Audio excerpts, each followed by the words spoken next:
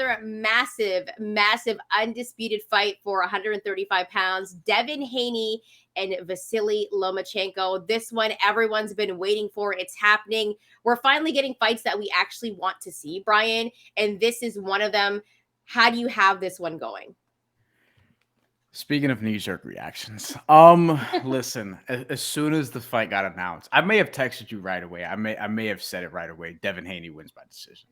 That was just my sort of knee-jerk reaction. And then I took time to think about it and really go back and watch Devin Haney versus Jorge Linares and Vasiliy Lomachenko versus Jermaine Ortiz and Lomachenko versus Richard Commey, specifically, the latter rounds when he didn't put him away, but probably, should have earned a stoppage there. Devin Haney versus Yuriorkis Gamboa. I went and rewatched that. And I'm like, yeah, Devin Haney's going to win at some point. I just sort of rock with that the entire time. And, I just think that with Devin Haney, he has the height advantage, he has the reach advantage, but it's also like it very much feels like it's time. And in Lomachenko, I can't get past where you've had a couple instances recently at the lightweight division where he has not looked as dominant as he did at featherweight or super featherweight, where it takes a while to get going.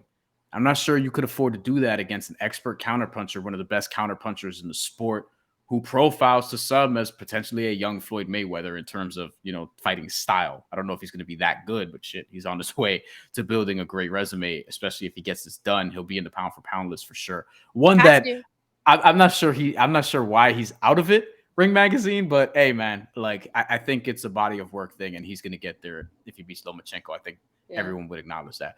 And ultimately, I think that with Devin Haney, he's going to be able to control Lomachenko a little more because of those physical advantages and because of how smart he is. And he's not somebody who's a big-time gambler.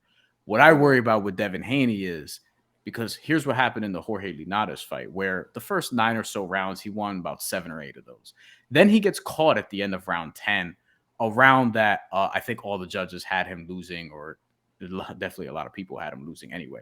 And he gets caught at the end of round 10, and Jorge Linares does he's kind of like sort of lets him walk to the ring and is pointing at him and just taunting him or whatever the case may be. It was funny.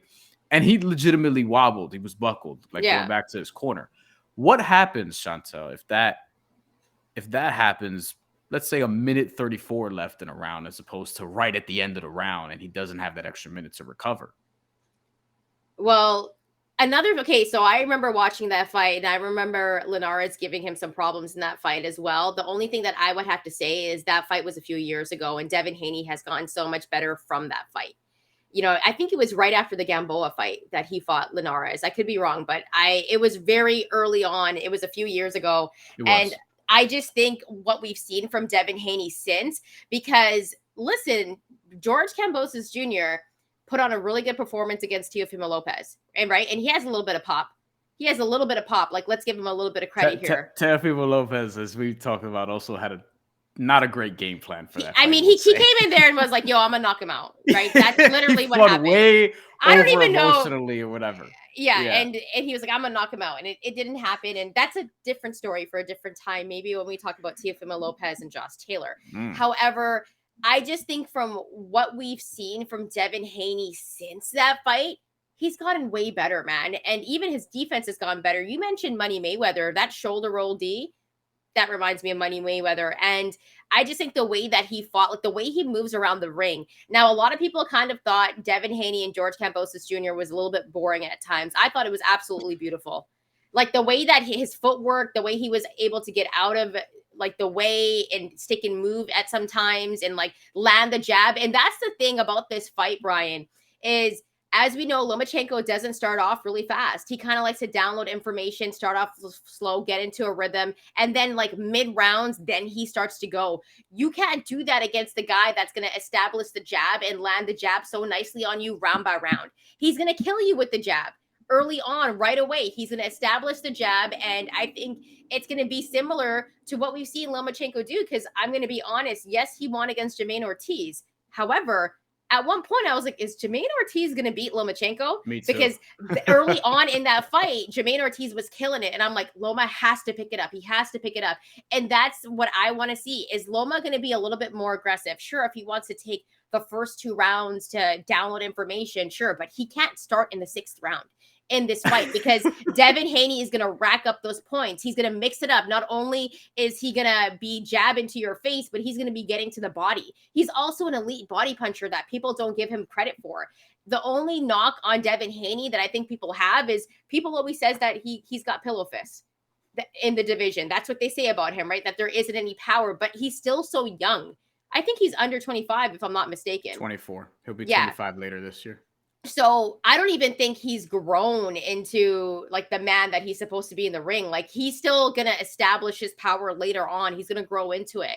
But I just think if Lomachenko doesn't start off early, Devin Haney's going to rack up the points. However, I do think at this point in Loma's career, he has something to prove. And I think we might see a different Lomachenko. So a couple questions. One, what do you say to people? Because this has been sort of a common thing from what I've gathered. What do you say to people who think that Devin Haney is going to struggle to establish a jab against a southpaw like Lomachenko, who knows it's coming and has nasty footwork? Yes. Even though he doesn't quite do it as often as earlier, but when he switches angles, he's elite at it. Do you think Devin Haney's going to have trouble establishing his jab in this fight? No, I don't, because everything that I've seen from Devin Haney, the skill, the high IQ, I give the high IQ the edge over to Lomachenko, obviously, due to the experience. But everything that I've seen from Devin Haney, I think you could also argue that, and I've said this before, that he probably has the best jab in the division. He just does it so effortlessly. What about you? Like, what are your thoughts on that? I think we'll actually see more right hands from Devin Haney in this fight. One, because Vasiliy Lomachenko is a southpaw, but two, if Lomachenko knows the jab is coming, then you're going to have to get creative, right? I also think you raise an interesting point about the body work.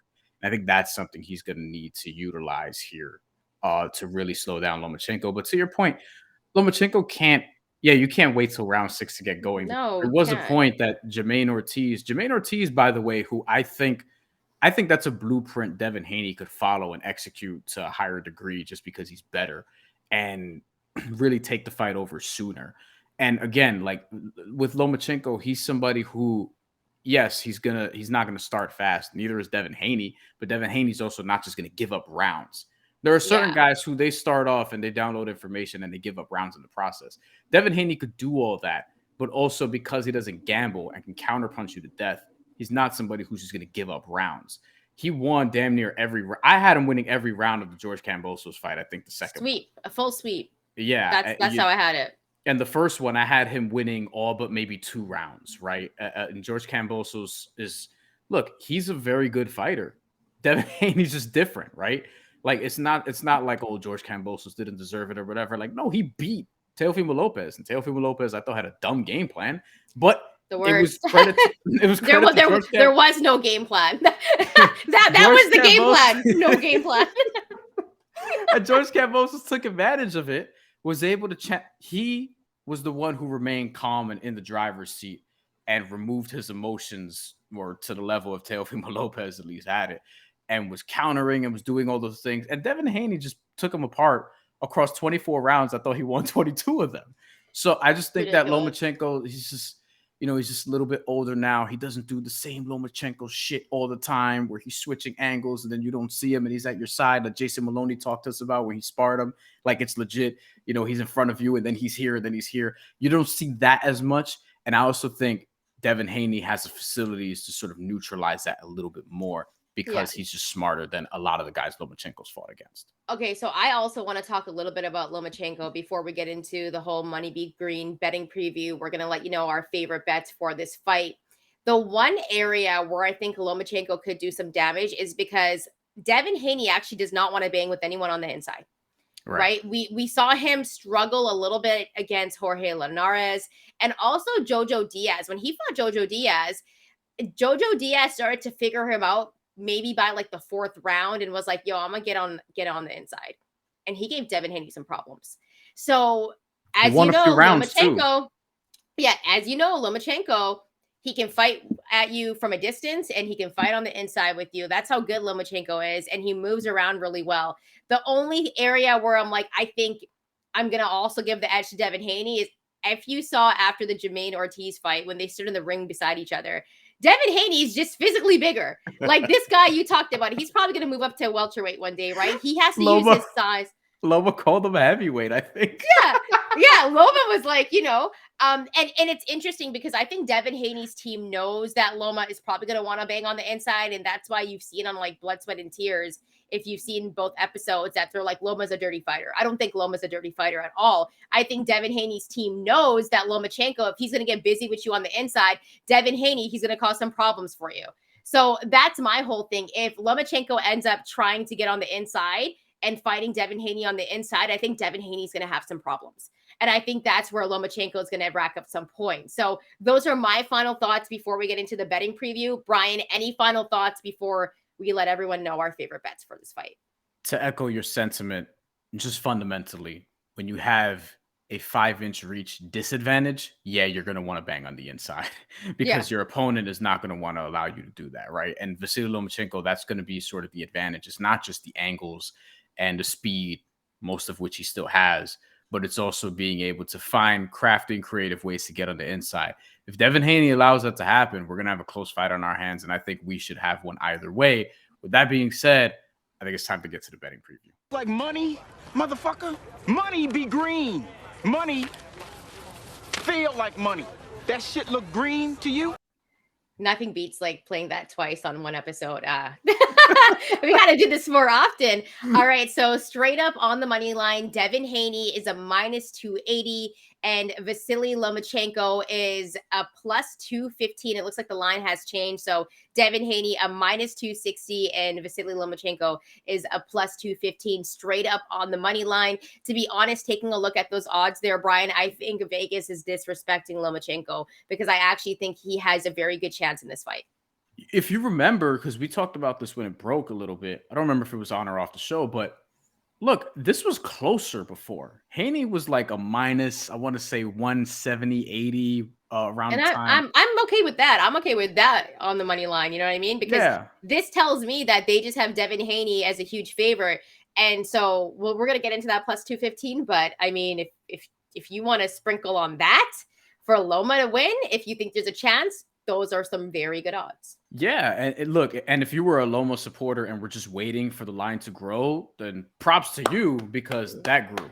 This was not this big before, and I think just a lot of money is coming on Devin Haney because of a lot of things we're talking about. The physical advantages, the youth, it being maybe his time, and Lomachenko just kind of slowing down a little bit, although I think we should give some credit to guys like Jermaine Ortiz and guys like Teofimo Lopez. I think Jermaine Ortiz in a different era of lightweight could be a world champion. You know what I mean? Like he's that good, but like there's Shakur Stevenson, there's Gervonta Davis, there's Devin Haney, there's other guys in the division. And it's like, Ryan Garcia was a lightweight at one point, there's just a lot at that division right now, but Jermaine Ortiz is still young enough and maybe he pulls it off. But anyway, regarding this fight, my pick, if you want to get right into it, it was Devin Haney by decision when it got announced. It's Devin Haney by decision now, minus 155. There was a time where this was like minus 125, minus 130 something or whatever the case may be. So hopefully you jumped at the opportunity. But as soon as the fight was announced, this was my knee-jerk reaction because of all the things we talked about and how skilled Devin Haney is. And I just really respect. I think he has a top 10 or so ring IQ in boxing right now, which to say that about somebody who's at 24 years old, like that could sound like a grandiose statement. Let's also remember he turned pro really early, and that was after a nice amateur career. So I think Devin Haney wins this by decision. I think it's a close decision. I think we might get a 115, 113, probably get a 116, 112. But ultimately, I just think he's going to have Lomachenko at bay. He's going to be able to work the body a little bit and slow down Lomachenko throughout the course of the fight. And I think Lomachenko turns it on late. I do. I still think he turns it on late, gets it going, but I don't think he quite gets enough rounds to really turn this fight in his favor. But, Lomachenko, if you think he's going to win, and if you do, props, because like I very much think he can win this fight. It's not my pick or my knee-jerk reaction, but if Lomachenko wins, I wouldn't be totally stunned. It's not every time in boxing that the younger, bigger guy, you know, comes along and just knocks off somebody else who's just older. We've seen other instances where the older fighter has been able to be like, hey, no, this shit isn't yours yet. One famous example being Floyd Mayweather, Canelo Alvarez. Canelo Alvarez was a little too early to get to Floyd Mayweather, and then Floyd Mayweather picked him apart, even though one judge scored that a draw. But Lomachenko to win on points is plus 330. That's an interesting sprinkle. You could actually play it both ways if you really want to. And Lomachenko to win by knockout plus 800. If you saw the Jorge Linares sort of not knocking down, but stunning and wobbling Devin Haney, and you think that's something Lomachenko could try to exploit. And if you think there's something there, then so be it. The books don't think Devin Haney is going to win by knockout, though. That's plus 700. They don't see a knockout either way. Nope. They think this is going to the cards, Shantelle. Yeah, I don't see a knockout either. I don't think Devin Haney knocks out a guy like Vasiliy Lomachenko. I actually think this is going to be a pretty close fight, but I do think that Devin Haney right away is going to be able to establish the jab. I also think he is going to use the right hand a little bit, and he's going to mix it up because that's what Devin Haney does, and he's going to use his size to his advantage. I think by the mid-rounds, like classic Loma, he's going to start to pick it up probably in the 6th round because that's what we've seen Lomachenko to do. And I think he's also going to have some success. I think he's going to try to bang with Devin Haney on the inside. And it might be something like that Jorge Linares fight where he kind of even gets him on the ropes. Because there's one thing that Lomachenko knows how to do, and that's cut off the ring, right? So he might be able to because his footwork is immaculate. But I just think Devin Haney is going to be able to do Devin Haney things. And at the end of the day, he's going to have more points than Loma because he's going to start earlier than Loma.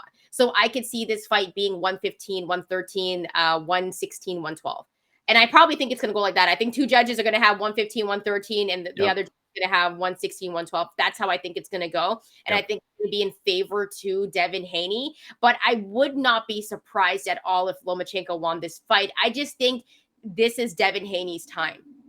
And this is kind of him just establishing him for sure on that pound for pound list because everyone talks about how maybe his resume isn't up to par, but he's undisputed. And this would be his biggest win. To have a guy like Lomachenko on your resume, that's massive. That's why I really don't ever say anything bad about Teofimo Lopez. Because he did it essentially in Lomachenko's prime. However, Loma was hurt. We all know about that. He had some shoulder issue, but nonetheless, Teofimo Lopez beat him. But this is not about Teofimo Lopez. Next month will be. Yes, and obviously we have a lot to say about him. But for Devin Haney, I just think that he's too skilled. He's going to use his size to his advantage, and he's going to really mix it up. I don't think we give enough credit to Devin Haney on the body work that he does. He's actually an elite body puncher. But when Loma does close the gap, and Loma will close the gap because he's Lomachenko, he's going to give Devin Haney some problems, but I think it's going to go to the scorecards, and that's why I'm going to roll with Devin Haney by decision, just like Bryan, at minus 155. However, if you do believe Lomachenko can get this W, I would just bet straight up on the money line. Or you could even bet with Loma by decision because that's how Plus he would win. 330. I don't think Lomachenko is going to knock out a guy like Devin Haney. I just don't think that's going to happen. But I do, if Loma does win, you could just take him by decision. And plus 330, there's some really good odds there. I might even sprinkle on that, but probably not because I really think Devin Haney is going to win. I'm not going to lie to you. Like, it's one of those things where it's like I want to sprinkle on Loma because I'm a fan of Loma and we've seen Loma for such a long time. But I just think he was way better at 126 and 130. And it's just Devin Haney's time. So I'm not going to you know what? I might just sprinkle on the money line. Maybe $2. Maybe $2 straight up on the money line. Like what's $2, right? Because I think if Loma does get on the inside, he is going to cause Devin some problems because Devin, he doesn't want any smoke on the inside. I think my sprinkle will probably be Lomachenko on points because that's plus 330 and you just get more juice there. Some of the other bets I'm looking at because I'm going through the specials, Devin Haney to win in round 11 to start, minus 185. Not a ton of value there, but that's something that probably will happen, based on how we think this fight's going to go. If you think Lomachenko is going to win on points, you could obviously take him on points plus 330. You could also take him plus 280 for Lomachenko to win in round 11 to start.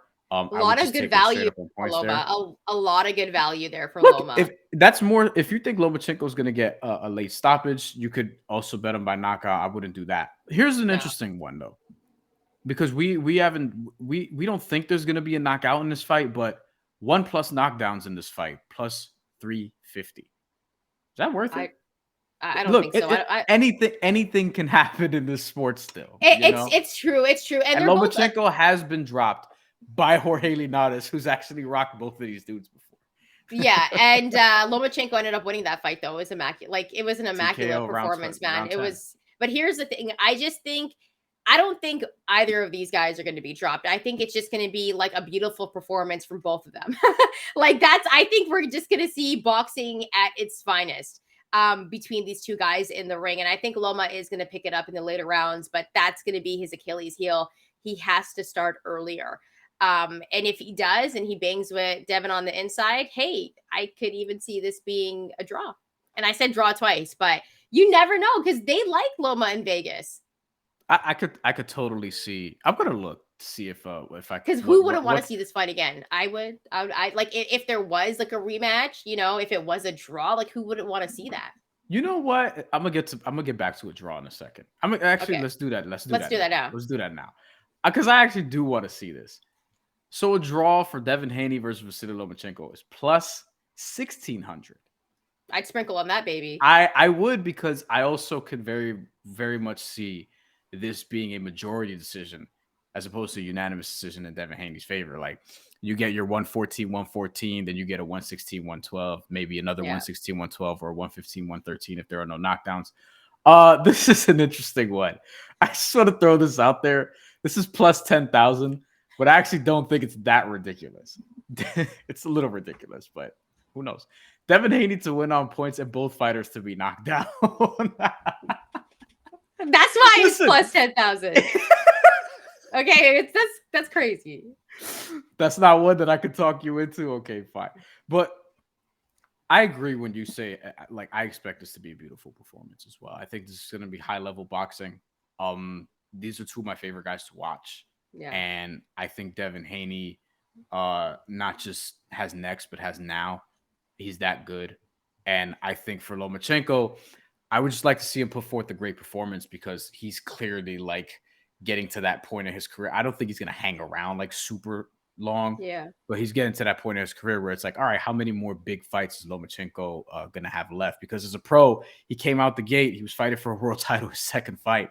So it feels like we've been watching him for a long time, and he had the 400-fight amateur career and is somebody who's in his mid-30s now. So you wonder how much longer this is going to be. So this could be his last chance at a world title. We don't know that, but I don't want to take for granted the fight we're about to see, because I think in terms of a tactical fight, this could be the fight of the year. And I like that they're actually hyping it up on social media as like this chess match, because I feel like it makes a ton of sense. Love it. And you know what? I actually think Loma's hearing everything everyone's saying about him getting older. Agreed. And how it's Devin's time. And I bet you that's pissing him off. The one thing I do want to say is, if you've seen, no, I'm serious. It's probably like, because he doesn't feel like he's finished, right? Like Loma doesn't feel that. But I also think like we've seen a lot on Blood, Sweat, and Tears. We've seen at like the press conferences, like Devin Haney talking all this smack. Devin Haney's a nice guy. I don't buy it. I think he likes Loma, and I think Loma likes him, and they're just two really good guys. Like, you can just tell that.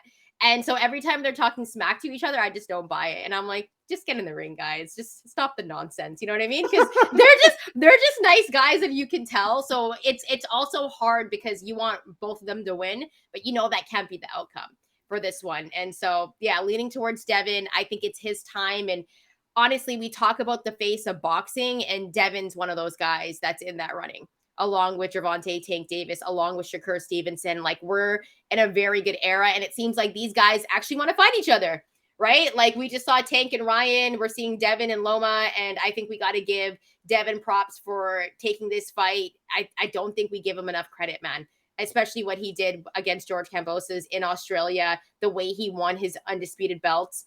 This is something we got to give him credit for. He's not afraid to fight anybody, and I think we need to give him credit for that.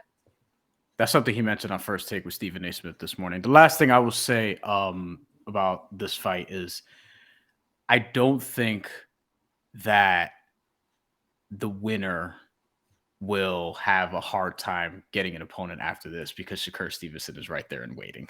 and that's another blockbuster fight. And that's super exciting to me, because I feel like Bob Arum just talked about like the reasons why. The interview came out, reasons why he doesn't want to do Shakur Stevenson, Gervonta Davis right now.